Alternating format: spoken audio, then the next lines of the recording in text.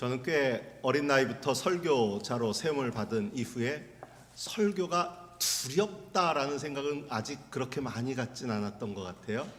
그런데 갈수록 설교가 어렵다라는 생각은 하게 되는데, 그것은 먼저 설교의 내용이 너무 어려운 요구가 되고 있는 건 아닌가 하는 염려 때문입니다. 지난주에도 제가 십자가의 길을 설교했지만 사실 저조차도 따르기에 허덕거리는 그 길을, 아니 조금 더 솔직히 말하자면 주저하게 되는 그 길을 걸어야 한다고, 그 길이 예수님이 우리를 부르시는 길이라고 설교하면서 마음속에는 얼마나 많은 분들이 공감하실까. 혹시 그 유명한 영화의 대사처럼 너나 잘하세요, 그렇게 생각하시는 건 아닐까 하는 그런 염려가 앞서게 되기 때문입니다. 그리고 또 하나의 어려움은 사실 첫 번째 어려움과 연관되어지는데, 그래도 십자가의 길을 어렵게나마 선택하고 보려고 힘쓰고 애쓰는 분들에게 힘과 용기를 주는 일이 쉽지 않다 하는 것입니다. 사실 2주 전에 예수님과 부자 젊은이의 대화를 전하면서 제가 의도적으로 회피했던 부분이 있었습니다. 마가복음 10장 28절 이하의 말씀입니다. 베드로가 보십시오, 우리는 모든 것을 버리고 선생님을 따라왔습니다 라고 말했을 때 예수님께서 그들에게 주신 말씀입니다. 내가 진정으로 너희에게 말한다. 나를 위하여, 또 복음을 위하여 집이나 형제나 자매나 어머니나 아버지나 자녀나 논밭을 버린 사람은 오는 세상에는 영원한 생명을 받을 것이다. 제가 바로 이 말씀을 근거로 해서 우리가 소망을 어디다 두어야 하는가라고 말씀했지만, 이 땅의 욕심과 물질의 탐심을 버리고 뒤따른 그 사람들에게는 영원한 생명이 약속되었다라는 말씀으로 그렇게 전했지만, 사실 본문을 읽어보다면 그 사이에 한 가지 빠진 내용이 있습니다. 바로 지금 이 세상에서는 박해도 받겠지만 집과 형제와 자매와 어머니와 자녀와 논밭을 100배나 받을 것이고 라는 말씀입니다. 전체를 넣어서 읽으면 이렇게 됩니다. 내가 진정으로 너희에게 말한다. 나를 위하여, 또 복음을 위하여 집이나 형제나 자매나 어머니나 아버지나 자녀나 논밭을 버린 사람은 지금 이 세상에는 박해도 받겠지만 집과 형제와 자매와 어머니와 자녀와 논밭을 100배나 받을 것이고 오는 세상에서는 영원한 생명을 받을 것이다. 어떻습니까? 어느 부분에서 귀가 확 트이십니까? 언제일지 모를 오는 세상에서, 그것도 조금은 막연하게 들리는 영원한 생명에 대한 약속보다는 지금 이 세상에서 100배나 받을 것이다 라는 그 약속이 더 크게 다가오지 않으십니까? 사실 그것이 제가 이 부분을 굳이 피하려던 이유입니다. 자칫 우리가 현재의 고난, 십자가의 길을 따르는데 이 결단이 100배의 이익을 위한 투자처럼 들리게 될 것을 염려한 겁니다. 지금 여러분이 십자가의 길을 선택하면 하느님께서는 분명 100배나 갚아주실 겁니다 라는, 마치 무슨 금융회사나 주식을 권장하는 것 같은 그런 투자 유치를 위한 설교처럼 들리지 않을까 하는 염려 때문이었습니다. 우리가 지금 성서 일과에 따라서 성경을 읽어가고 있는데, 사실 최근 몇 주의 성서 일과에는 선택 본문이 따르는데 그것이 바로 욥기입니다. 그런데 저는 이 욥의 이야기를 읽을 때도 마음속 깊은 곳에 좀 꺼려지는 마음이 있습니다. 욥기 1장의 욥의 고백은 누구나 감동하는 말씀입니다. 모태에서 빈손으로 태어났으니 죽을 때에도 빈손으로 돌아갈 것입니다. 주신 분도 주님이시요 가져가신 분도 주님이시니 주님의 이름을 찬양할 뿐입니다. 참으로 감동스럽지 않습니까? 모든 것을 잃은 후에도 이렇게 고백할 수 있다니 참 놀랍습니다. 그런데 이 고백에서 욥기는 42장으로 이루어진 제법 긴 성경임에도 대부분의 성도들이 중간 부분은 다 뛰어넘고 이 고백에서 바로 42장의 결론으로 넘어갑니다. 주님께서 욥의 재산을 회복시켜 주셨는데 욥이 이전에 가졌던 모든 것보다 배나 더 돌려주셨다. 주님께서 욥의 말년에 이전보다 더 많은 복을 주셔서 욥이 양을 14,000마리, 낙타를 6,000마리, 소를 1,000결이, 나귀를 1,000마리나 거느리게 하셨다 하는 말씀입니다. 마치 우리가 사순절과 고난절을 지날 때에 고난주일을 지내면서도 이미 우리의 마음은 그 이후 십자가 이후 부활절에 맞춰져 있었던 것처럼 욥의 이 위대한 고백을 바라보면서도 모든 것을 잃고도 주신 분도 하나님이시요 하나님 가져가신 분도 하나님이십니다라는 이 놀라운 고백을 들으면서도 그래서 결국 너는 어떻게 배나 돌려받았잖아 라는 결론을 미리 떠올리는 우리의 그 어떠한 습성, 어쩌면 우리의 그 마음, 이것이 저에게는 좀 걸려지는 것이 되기 때문입니다. 욥이 비록 십자가와 같은 고난을 겪었지만 그가 하나님에 대한 믿음을 지켰을 때 하나님께서 그에게 더 많은 복을 주셨다. 우리는 이미 그 결론에 우리의 마음을 맞추어 놓게 되기 때문입니다. 그런데 엄연히 이 내용은 성경에도 있는데 왜 이것을 가지고 설교의 어려움이라고 저는 느낄까요? 심지어 그 부분을 1.1획도 더하거나 덜하지 말라고 그랬는데 빼버리기까지 할까요? 물론 투자를 독려하는 듯한 그 오해의 여지 때문이지만 혹 믿음의 문제는 아닐까 하는 의문이 들어왔습니다. 사실 오늘 우리가 읽은 예레미야서 31장은 패망한 이스라엘과 유다에게 구원과 회복의 희망을 전하는 위로의 말씀입니다.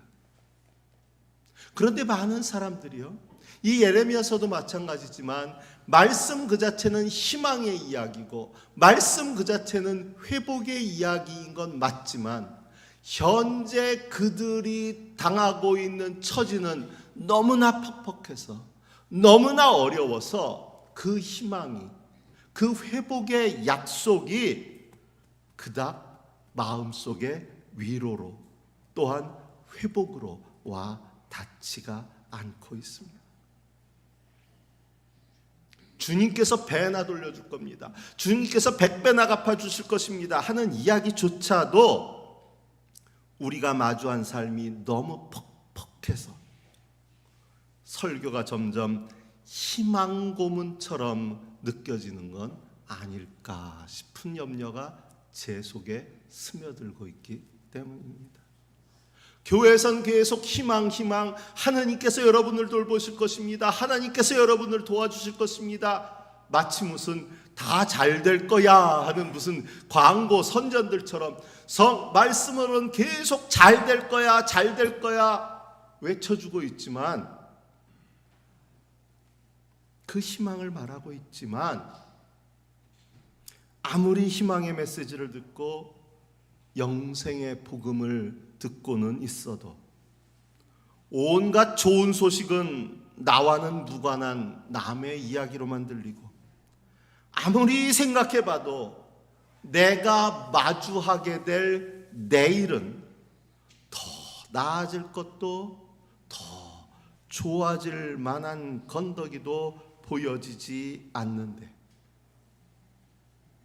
그러지 않아도 힘겨운 삶에 주일 하루라도 마음의 위로를 받고자 교회에 갔구만 자꾸만 십자가를 지라는 이야기만 하고 있는 그 설교가 남의 사정 생각하지 않는 현실성 없는 이야기로 들려질까 싶은 염려들이 제 마음을 가득 채우고 있기 때문입니다. 그런데요, 이런 염려들 속에서 저 자신의 믿음을 돌아보게 됩니다. 어쩌면 내 믿음이 너무 혼탁해진 것, 어지럽혀진 것은 아닐까 싶은 생각 때문입니다. 과연 욥이 복된 이유가 그가 이전에 가졌던 소유의 배나 돌려받았기 때문에 그가 복된 것일까요? 아니면 그가 하느님으로부터 그 모든 절망의 순간에서조차 하느님으로부터 끊어지지 아니하고 끝까지 하느님의 사람으로 인정받았기 때문에 욥은 복된 사람인 것이 아닐까요? 우리가 주님을 따르기로 결심한 것이 지금 비록 힘들지만 십자가의 길을 선택하면 이 세상에서 100배나 돌려 받을 것에 대한 기대 때문인가요? 아니면 주님께서 약속하신 영원한 생명 때문인가요? 어쩌면 목사인 저조차도 영생의 약속보다 당장 내 눈에 보이는 물질과 건강과 안락이 먼저 보이니까 자꾸 건강하고 부유한 성도들은 복 있는 사람으로 보이고 가난하고 병약한 성도들은 그렇지 못한 것으로 보이는 건 아닐까? 목사들조차도요, 큰 교회를 하고 많은 사례를 받고 큰 아파트에 살고 좋은 자동차를 갖고 있는 눈에 보이는 그런 모습을 보면서 아이고 저 목사 복 받았어 라고 이야기한다면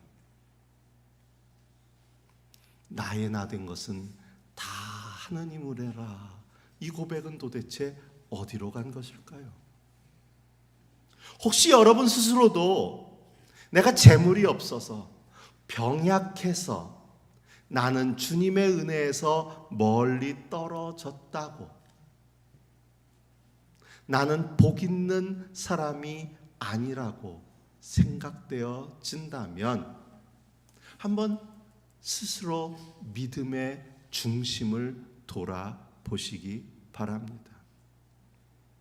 저와 여러분들은 과연 무엇을 바라보고 믿음의 길에 들어섰습니까? 지난주에 만났던 주님의 제자들, 주님의 왼편과 오른편 영광의 자리를 탐했던 바로 그 제자들에게도 저는 묻고 싶습니다. 당신들은 그것 때문에 모든 것을 버리고 주님을 따른 것이었나요? 과연 그것이 당신들이 예수님을 따른 이유였습니까? 말씀을 준비하면서 뭔가 실망에 대한 좋은 글귀가 없을까 인터넷을 좀 뒤져봤습니다. 그러던 중에 이런 글이 제 눈에 들어왔습니다. 기대와 실망 사이, 하나님께 실망한 사람들이 있습니다. 그러나 진실은 하나님께 실망한 것이 아니라 자신의 욕망에 실망한 것입니다. 어쩌면 제자들의 입장에서는 저를 좀 실망했을 수도 있습니다.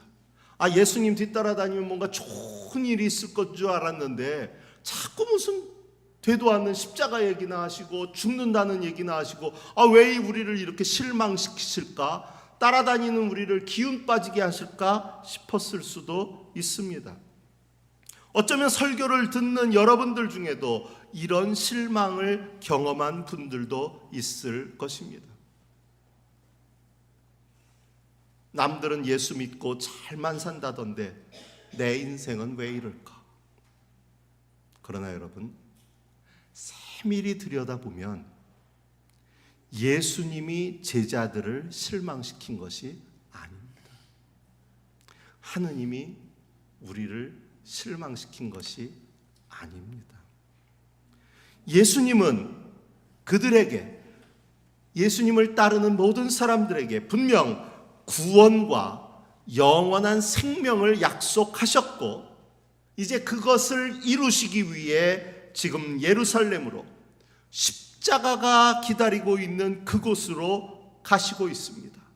십자가의 길을 걸으셨습니다. 그 약속을 이루어주시기 위해 자기의 목숨까지 버리기 위해 그 십자가의 길을 걸어가셨습니다. 예수님이 실망시킨 게 아니에요. 문제는 제자들의 기대입니다. 그들의 기대, 사실은 욕심이 그들을 실망시키고 있는 것입니다. 우리 역시 마찬가지입니다. 히브리서 7장에 있었던 것처럼 주님께서는 자기를 통하여 하느님께 나오는 사람들을 완전하게 구원하실 수 있습니다. 이것이 주님의 약속입니다. 주님께서는 우리에게 구원을 약속하셨고 이미 이 일을 이루셨습니다. 그렇게 저와 여러분은 구원받은 백성입니다. 그럼에도 우리는 여전히 실망하고 낙담하고 좌절하고 절망하고 있습니다. 무엇 때문입니까? 하느님이 우리와의 약속을 지키지 않으셨습니까? 하느님께서 우리를 실망시키셨습니까? 아니, 혹 우리의 헛된 기대 때문은 아닙니까? 눈먼 거지 바디메오는 예수님 앞에서 내가 내게 무엇을 해주기를 원하느냐 하고 물으셨을 때 오직 한 가지, 다시 보는 것을 소망했습니다. 그리고 그가 다시 보게 되었을 때 그는 묵묵히 예수님이 가시는 그 길을 따라 나섰습니다. 사실 예수님께서는 그의 눈을 고쳐주시고는 너희 갈 길로 가라 했지만 이 바디메오는 예수님의 길을 따라 나섭니다. 이제는 눈을 떴으니, 그가 거지라고 표현되어 있잖아요. 거지였던 그가 이제 예수님 따라다니면서 한몫 잡아보자고 그렇게 그 길을 따라 나선 것일까요? 저는 이 바디메오에게는 더 이상의 기대도 욕심도 없었다고 믿습니다. 이제 다시 보기만을 소망했던 그의 눈을 다시 보게 해 주신 이 주님만이 자신의 전부가 되었기에 그는 예수님의 십자가의 길을 따라 나설 수 있었던 것입니다. 한 목사님이 토요일 늦은 오후 설교 제목을 놓고 고심하고 있었습니다. 영화를 만드는 사람들도 그렇고요, 책을 쓰는 사람들도 결국은 마지막에 이 제목을 결정하기 위해 참 고심한다는 이야기를 하는데 대부분의 목사들도 공감할 것입니다. 저도 목회를 하면서 처음에 뻔한 제목 말고 좀 쌈박한 거 없을까 늘 고심했습니다. 성경 구절 다 나가고 흔하디 흔한 제목을 갖다 딱 붙이면 신앙생활 20년 30년 오랫동안 하신 분은 오늘 설교 이 내용이구나 대충 다 감 잡으세요. 그래서 처음에는 설교 제목을 좀 요상한 걸 많이 잡아봤습니다. 전혀 상상하지 못하면 재밌겠다 싶은 생각에. 그런데 어느 순간 보니까요, 제가 설교를 위한 성경 묵상을 깊이 하기보다는 이번 주에는 무슨 제목 지을까, 이 제목만 붙잡고 씨름하고 있는 저를 보면서 아이고 안 되겠다 싶어서 그 이후부터는 그저 그날 그 주에 주신 주님의 말씀 가운데서 제목을 설정하고 그렇게 삼고 있습니다. 어쨌거나 이 목사님도 이 제목을 모르달까 하고 토요일 오후 늦은 시간까지 고심을 하고 있는 중이었는데, 이때는 주보를 만들려면 인쇄소에 원고를 보내는 시절이었습니다. 급기야 인쇄소 사장이 이제 자기도 퇴근할 시간 됐다면서 빨리 좀 주십시오 하고 원고 독촉 전화를 했고, 결국 고심하던 목사님은 어렵사리 입을 떼었습니다. 여호와는 나의 목자시니. 그렇게 끝을 흐리던 목사님은 잠시 후에 마침내 결단했다는 듯이 네, 그것이면 충분합니다. 그리고서는 전화를 끊었습니다. 그런데 주일날 아침 인쇄되어 온 주보를 펼쳐던 목사님은 적잖이 당황했습니다. 설교의 제목이 유독 길게 들어가 있는 것을 발견했습니다. 벌써 눈치챈 분들이 웃고 있네요. 설교의 제목이 2줄이나 됐어요. 뭐라고 들어갔을까요? 여호와는 나의 목자시니 네, 그것이면 충분합니다. 여호와는 나의 목자시니 하고 뭘 좀 더 붙일까 어쩔까 딴 걸로 할까 고민하다가 아휴 됐다 이제 시간도 없다는데 예 그거면 될 것 같습니다 하고 넘겨줬던 건데, 인쇄소장은 그대로 고지고대로 듣건 여호와는 나의 목자시니 네 그것이면 충분합니다 여기까지 적어놨으니 아이고 이걸 어떡할까, 이거 주보를 어떻게 수정하면 좋을까 막 이리저리 어떻게 고쳐야 되지 하고선 허둥대다가 어느 순간 이 목사님이 자리에 앉아서 다시 가만히 설교의 제목을 응시했습니다. 그리고는 그렇지 하면서 무릎을 쳤습니다. 주보를 수정할 좋은 아이디어가 떠오른 것일까요? 아니었습니다. 그야말로 아멘이었습니다. 바디메오의 눈이 떠진 것처럼 깨달음의 눈이 열렸습니다. 여호와는 나의 목자시니 네, 그것이면 충분합니다. 그렇지 않습니까? 주님께서 나의 목자가 되어주신 것, 그것만으로 여러분은 충분하지 않으십니까? 예수님께서 죄인인 우리들을 위해 십자가의 길을 걸으신 것, 주님께서 주님께로 나오는 자들을 완전하게 구원하신다고 약속해 주신 것, 여러분 그것만으로 충분하지 않으십니까? 어쩌면 우리는 어느 순간부터 이것을 넘어서는 그 무엇에 대한 기대 때문에 이미 좋은 것을 받고서도 자기가 갖지 못한 것에 대한 미련과 기대 때문에 자꾸 실망하고 뒤를 돌아보고 불평하고 있는 것은 아닐까요? 저와 여러분의 믿음의 중심은 무엇입니까? 바로 오늘 200만 총동원 집회가 열리는 날인데요. 그 집회의 슬로건이 바알에게 무릎 꿇지 않는 사람은 다 모여라 입니다. 마치 그 집회에 협조하지 않는 제가 바알에게 무릎 꿇은 사람이 된 것 같아서 좀 기분은 좋지 않습니다. 김근주 교수님께서는 바알 신앙의 요체를 넘쳐나는 제사, 약속된 풍년이라고 표현합니다. 온 정성과 온 마음을 갖다 바치면 그 신은 예배하는 사람에게 풍성한 삶을 허락한다는 것이 바로 바알 신앙이라는 것입니다. 여러분 어떻게 들리십니까? 좋지. 신앙생활 열심히 하면 부자 되게 해준다는데, 신앙생활 열심히 하면 다 건강하게 해준다는데 좋게만 들리십니까? 맞는 것 같지만요, 이것이 바로 기복주의 신앙입니다. 이스라엘을 병들게 한 풍요의 약속입니다. 우리의 신앙은 이와는 구별됩니다. 저와 여러분의 신앙은 여호와는 나의 목자시니 그것이면 충분합니다 라는 신앙이기 때문입니다. 그런데 이 말을 누구보다 기복주의에 근거해서 대형 교회를 이룬 그 사람들이 할 말은 아닌 듯합니다. 오늘은 종교개혁 507주년 기념주일입니다.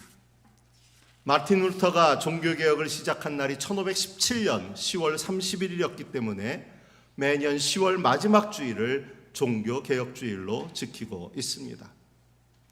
종교개혁은 무언가를 새롭게 시작하려는 것이 아니라 오히려 처음으로 돌아가자는 운동이었습니다.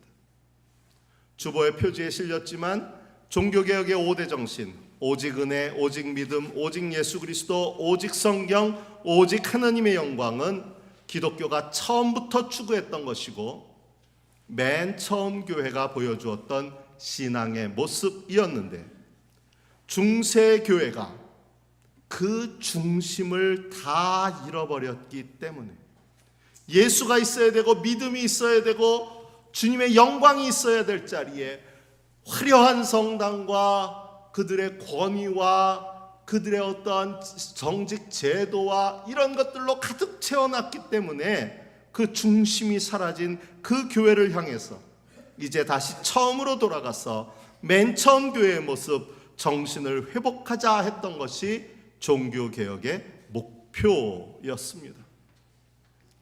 오늘 설교의 제목으로 쓴 아드 폰티에스는 Back to an Origin, 근원으로 돌아가자는 뜻입니다. 중세 인문주의자들의 용어였는데 후에 종교개혁가들이 이 말을 더 많이 사용했습니다. 당시 종교개혁가들은 Ad Fontes, Back to the Source, 우리 믿음의 근원으로 돌아가자고 외쳤습니다. 그리고 그 믿음의 근원이 바로 오직 은혜, 오직 믿음, 오직 예수 그리스도, 오직 성경, 오직 하나님의 영광이라고 주장했습니다. 우리의 믿음의 근원은 어디입니까? 저와 여러분들이 돌아가야 할 우리의 믿음의 근원은 과연 어디에 있습니까? 바로 십자가의 예수 그리스도 아닙니까? 우리에게 구원을 약속하신 하느님 아닙니까? 우리의 선한 목자이신 주님 아니십니까? 우리의 믿음의 근원으로 돌아가게 되기를 바랍니다. 저와 여러분은 복을 구하는 사람들이 아니라 바로 우리 예수 그리스도를 내 복으로 삼은 사람인 줄로 믿습니다. 우리는 딴 데서 복을 구한 게 아니에요. 예수님이 나의 복입니다. 주님이 나의 목자가 되신 것, 그것이 내 복입니다. 이것이 우리의 고백인 줄로 믿습니다. 그렇기에 주님 안에 있는 저와 여러분은 이미 복 있는 사람입니다. 여호와가 우리의 목자이시기에 우리는 복 있는 사람입니다. 이것이 우리의 믿음의 고백이 되기를, 다시 이 믿음의 근원을 회복하는 우리 모두가 되어지기를 바랍니다. 주신 말씀을 마음에 새기며 묵상합니다.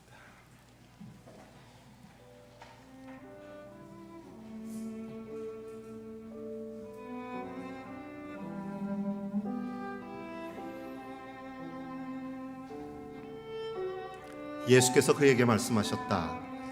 내가 너에게 무엇을 하여 주기를 바라느냐? 그 눈먼 사람이 예수께 말하였다. 선생님, 내가 다시 볼 수 있게 하여 주십시오. 그는 자기를 통하여 하나님께 나오는 사람들을 완전하게 구원하실 수 있습니다. 그는 늘 살아계셔서 그들을 위하여 중재의 간구를 하십니다.